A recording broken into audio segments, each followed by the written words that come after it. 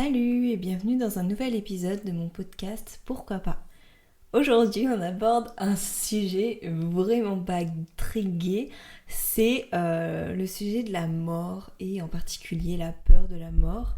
Et c'est un thème assez philosophique et assez vaste, mais important pour moi. Donc c'est pour ça que je voulais en parler et puis j'ai fait des recherches super intéressantes et je trouvais que ce serait cool de les partager avec vous. Donc c'est parti. Il y a beaucoup de choses à dire dessus. Si le sujet vous intéresse, je vous invite à rester, à écouter en entier et puis réagir à ce que je dis, soit sur Spotify, c'est anonyme, vous pouvez répondre, soit par DM sur Insta. Le lien est en description. Voilà, je vous laisse le jingle et puis à tout de suite. Non mais en vrai, des fois je me dis... Pourquoi pas ? Pourquoi pas ? Pourquoi pas ? Pourquoi pas ? Pourquoi pas ? Pourquoi pas ? Pourquoi pas ? Un podcast par Onoa. Beaucoup de personnes disent qu'ils ont peur de la mort.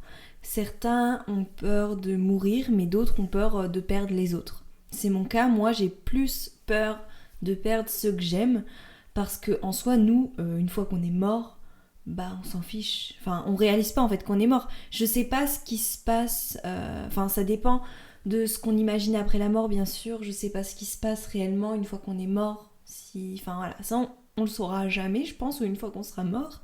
Et du coup, moi, j'ai pas peur, j'ai pas envie de mourir, certes, mais vous voyez, je sais pas si vous voyez, mais si on meurt, on réalise pas vraiment qu'on est mort, puisqu'on est mort. Alors que si on perd les gens qu'on aime, si par contre, notre famille, les personnes de notre famille ou de nos amis meurent sous notre nez, là, c'est dur. On a peur de cette mort-là, en fait, finalement. Donc voilà, ça c'est déjà un petit peu dur. Et du coup, il y a tout un tabou autour de la mort parce que ça effraie tout le monde.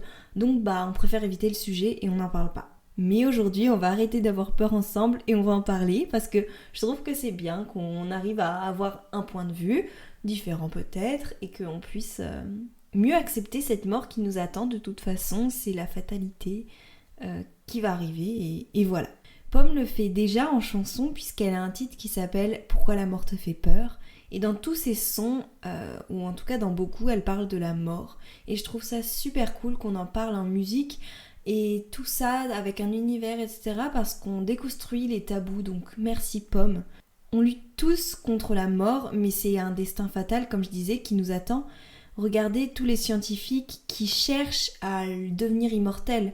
La science qui cherche à nous faire vivre le plus longtemps possible, c'est pour lutter contre cette fatalité de la vie, mais on ne peut pas éviter de mourir ou quoi que ce soit. Et on voit que de plus en plus de scientifiques cherchent à lutter contre cette mort en créant des projets. Il y en a qui veulent, comme il y a le réchauffement climatique, partir sur notre planète, etc. Donc ils évitent tous les problèmes et il faut qu'on vive le plus longtemps possible. Sauf que on n'est pas des robots, donc c'est pas possible. Sauf que si la mort existe, c'est pour une raison. Déjà, tout sur Terre naît, vit et meurt. Enfin, c'est la base de tout le monde, tous les êtres vivants, donc les humains, les animaux, les plantes, tout ce qui a une vie en fait sur Terre. Et bien sûr, en étant mort, on peut continuer de vivre, peut-être. On n'est sûr de rien et on ne saura jamais rien, comme je le disais. Et ce fonctionnement de on naît, on vit, on meurt. Petite ref à la musique de Dezen, j'espère que vous l'avez parce que voilà, c'est un très bon groupe.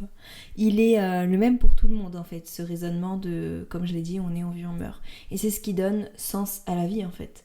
Parce que déjà quand on se rappelle qu'on va mourir, immédiatement on se dit oh là là, faut que je profite alors. Et c'est vrai, on profite plus de l'instant présent quand on sait qu'on va mourir en fait.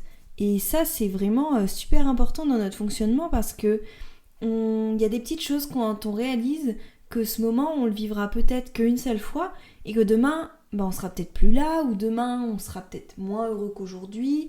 Enfin voilà, et donc il y a vraiment cet apprentissage du moment présent grâce au fait qu'on sait qu'on va mourir et que chaque seconde est précieuse et que chaque instant qu'on vit, c'est peut-être le dernier qu'on vit et c'est peut-être le dernier heureux. Enfin vous voyez, quand on fait une fête ou qu'on est avec des gens qu'on aime bien, on n'a pas envie que ça s'arrête.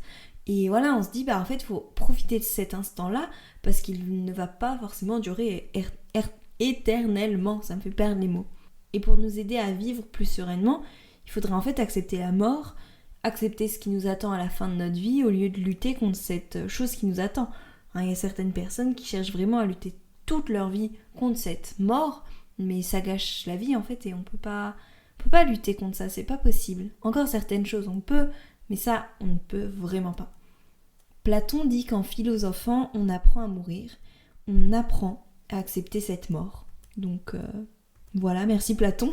Et tout ça, ça me fait penser au tableau Vanité de Philippe de Champagne qui montre un crâne, un sablier et une fleur en train de faner. Et ce tableau date de 1932, il représente ce temps qui passe et ce qui nous attend une fois que le temps s'est écoulé, la mort. Et on va juste devenir des squelettes. Voilà, notre vie aura servi à ça. Tous les tourments, toutes nos préoccupations qui sont en fait des futilités, une fois qu'on est des squelettes, c'est rien du tout en fait. Et voilà, ça permet de prendre du recul des fois parce que des fois on est en panique pour certaines choses, on se met à un stress monstre, on vit des choses tellement difficiles et après si on prend du recul on se dit en fait dans 100 ans peut-être je serai un squelette décomposé au fond d'un trou ou je sais pas où. Et là ça permet de se dire en fait voilà, la vie est courte, profitons. Et je sais que c'est très dur, c'est plus facile à dire qu'à faire.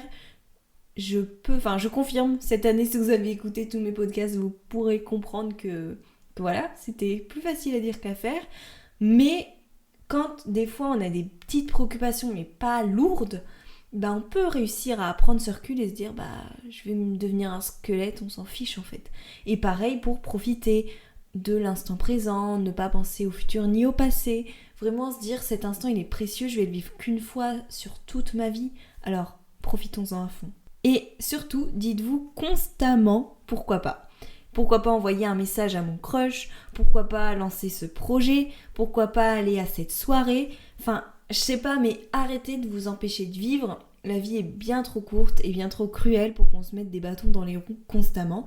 Surtout que, comme je l'ai dit, à la fin, on sera tous des squelettes. Donc, pourquoi pas, et faites tous vos rêves, réalisez tous vos rêves, faites tout ce dont vous avez envie, mais arrêtez d'avoir cette...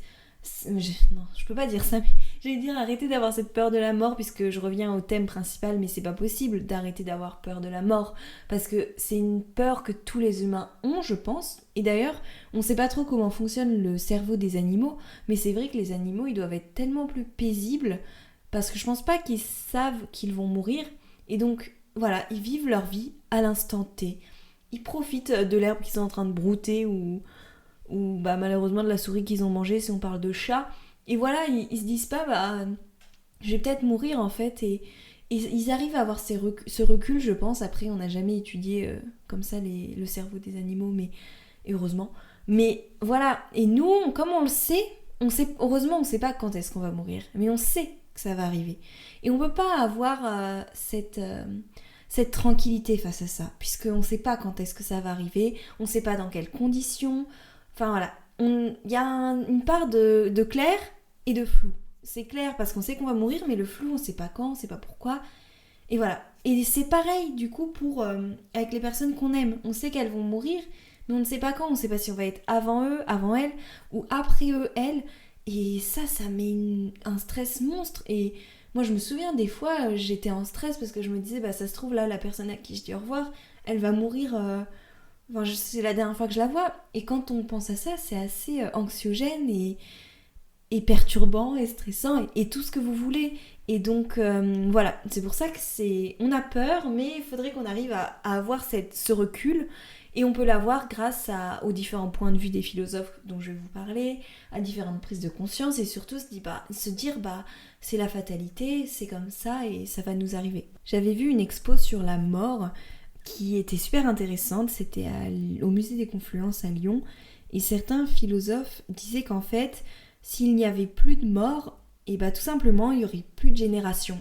Actuellement, on a nos grands-parents, nos parents, nos frères et sœurs, et si personne ne meurt, on aura combien de grands-parents ? Enfin, notre famille va être immense, on aura combien de neveux, nièces ? La construction de la famille telle qu'elle est aujourd'hui n'aura plus aucun sens, et toute notre société n'aura plus de sens, déjà qu'on est trop sur Terre actuellement. Donc là je m'adresse un petit peu aux scientifiques qui veulent lutter contre cette mort, et si on lutte contre cette mort et que finalement on arrive à vivre plus longtemps, à vivre peut-être éternellement, parce que déjà actuellement on vit nettement plus longtemps qu'avant, quand on voit autant des... Je suis sur mon canapé, ne croyez pas qu'il y a des bruits étranges, mais on voit que autant des rois, ils mouraient à 40-50 ans. Maintenant on peut vivre jusqu'à 100 ans. C'est quand même impressionnant, ça a doublé en 2 siècles. Donc voilà, on cherche à lutter contre cette mort, à vivre le plus longtemps possible, sauf que il y a une construction autour de ça. Il y a un aspect sociologique, ça fait des années que les humains, enfin des milliers d'années même, que les humains sont sur Terre, et on a créé toute cette hiérarchie dans la famille, les grands-parents, les parents, les enfants. On a créé tout ça, il y a tout un aspect, bon dans certaines cultures on vit avec notre famille, d'autres on les envoie à l'EHPAD, mais vous voyez, c'est toute une culture qui est créée autour de ça, et si on déconstruit tout, si tout le monde est immortel et qu'on vit tous ensemble, bah déjà quand est-ce qu'on vieillira, enfin voilà, tout ça c'est pas possible. Et bon, je m'étale, mais je trouvais ce sujet super intéressant en fait. Si on lutte contre cette mort et qu'on vit le plus longtemps possible, bah l'aspect familial en tout cas n'aura plus de sens. Et en plus, avoir des générations de famille, bon, du coup, c'est super triste quand on perd quelqu'un de notre famille, hein. Être en deuil, je pense que c'est la pire chose sur Terre, c'est vraiment affreux. Mais avoir cette génération dans la famille, c'est primordial, comme je disais, et ça nous permet de créer des souvenirs, de se créer une identité grâce à cette génération qui nous a fait devenir qui on est vraiment. Et je pense sincèrement que si on sait qu'on ne va pas mourir, bah on profitera nettement moins des choses, on se lassera plus et on se dira moins pourquoi pas et on détruira l'emblème de mon podcast. Mais sérieusement, si on se dit qu'on va vivre encore 200 ans, est-ce que vous allez profiter autant que vous profitez actuellement ? Je ne pense pas. Parce que vous pourrez vous dire, bah cette tarte à la framboise, c'est pas grave, j'ai encore 200 ans pour la manger. Enfin vous voyez, c'est plein de trucs comme ça où on pourra pas se dire, bah c'est peut-être la dernière fois donc faut que j'en profite à fond. Bon, je sais que c'est un aspect un peu, à la fois se dire oh faut que j'en profite, c'est positif, et un côté se dire oh, c'est la dernière fois, c'est péjoratif. Mais il faut se dire, bah ça c'est peut-être la dernière fois que je le vis, profite à fond, profite. Et même pas se dire c'est la dernière fois, mais juste se dire bah profite, c'est un moment qui te fait super plaisir, un moment que t'attendais, alors profites-en, pense pas au passé ni au futur, pense à maintenant. Et voilà. Je vais juste le dire parce que je pense que si on lutte contre cette mort, et bah on va moins profiter de ça. Et voilà, c'est ce que je disais. On aura toute l'éternité pour réaliser notre rêve un jour ou l'autre si on sait qu'on va pas mourir. Alors que là, vous voyez comme on a une terminaison à la fin de notre vie, enfin au cours de notre vie on a un point qui se termine et c'est fini. Et bah grâce à ce point, on peut se dépêcher pour réaliser un rêve, pour se lancer dans un projet. Enfin, moi, cette prise de conscience, je l'ai vraiment eu cette année, à me rendre compte qu'en fait, tout ce que j'avais idéalisé, tout ce que j'avais prévu, bah, c'est pas possible, ça s'est pas réalisé comme je voulais. Et maintenant que je vois que la vie est courte finalement, voilà, certaines vivent des années difficiles, d'autres, ils ont des maladies, on se rend encore plus compte que la vie est tellement courte. Et prendre cette prise de conscience, ça permet avoir cette prise de conscience, ça permet de se dépêcher et se dire bah faudrait peut-être que je réalise mon rêve.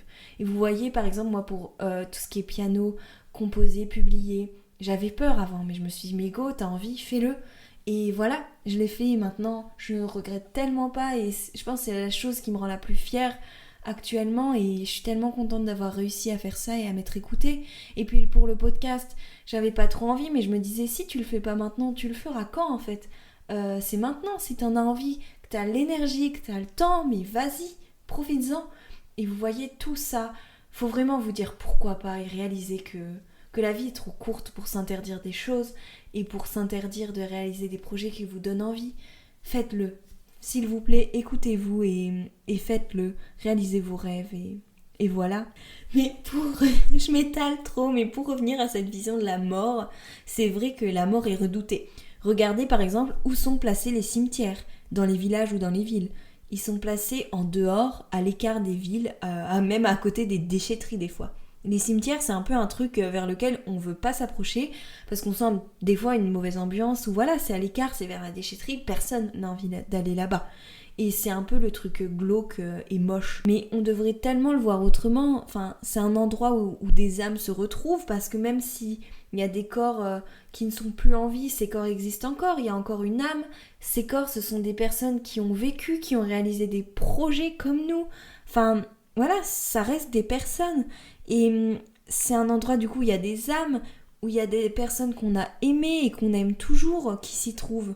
Et c'est pas parce qu'elles sont là qu'on ne doit plus les calculer et qu'on doit les voir autrement.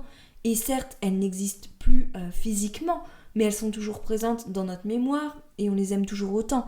Donc changeons notre vision de la mort, s'il vous plaît. Surtout que, n'oublions pas, la mort, c'est vraiment la seule chose qu'on a en commun en fait. On va tous mourir un jour ou l'autre, et ça nous met sur un même pied d'égalité. Et ça, c'est important de se le rappeler encore une fois, parce que déjà, les animaux, les insectes, les plantes et les humains, on va tous mourir. Donc déjà, à ce stade-là, on est tous sur un même pied d'égalité.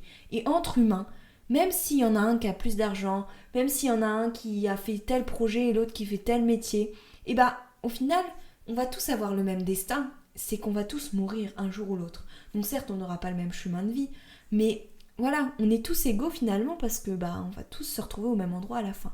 Je m'étale beaucoup du sujet quand même, mais ce n'est pas grave, c'est comme ça. Et du coup, pour finir sur un petit point philosophique, encore une fois, j'ai trouvé ça intéressant aussi. Cette fois-ci, je l'ai vu dans un film, cette notion. Et pour Schopenhauer, ça me ramène au cours de philo de l'année dernière, c'est marrant. Mais du coup, pour Schopenhauer, l'amour permet l'immortalité. En fait, pour lui, se reproduire, c'est créer de l'amour, etc. Ça nous permet d'éviter de mourir. Comme on crée un enfant,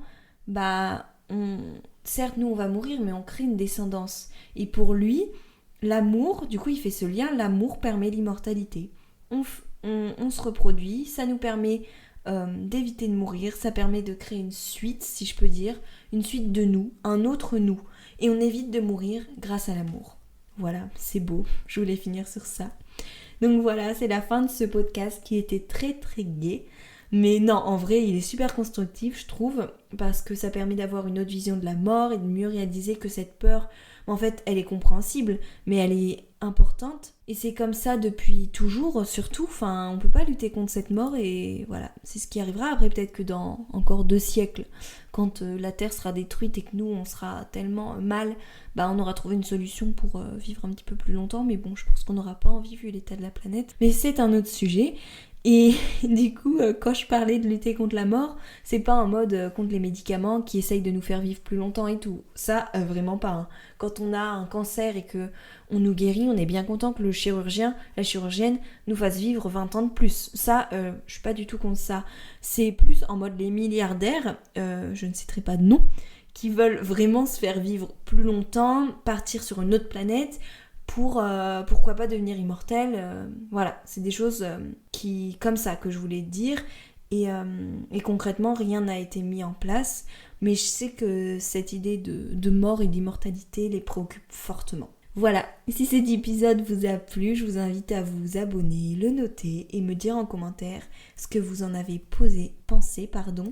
Et on se dit à dans 2 semaines avec une invitée normalement. Voilà, à dans 2 semaines, salut!